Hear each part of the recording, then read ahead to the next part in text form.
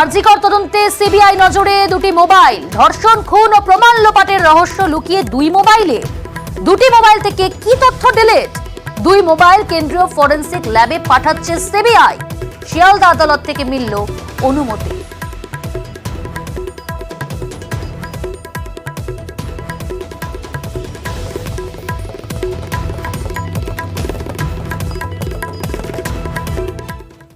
রাত্রির সাথীর দায়িত্বে প্রাক্তন পুলিশ কর্তারা। কলকাতা পুলিশ এলাকায় রাত্রির সাথী, 4 মেডিকেল কলেজ ও 2 হাসপাতালে নিয়োগ।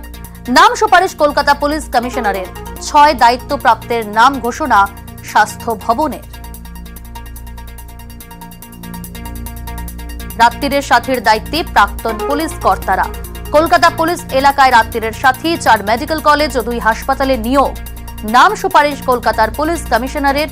6 দায়িত্বপ্রাপ্তের নাম ঘোষণা স্বাস্থ্য ভবনের।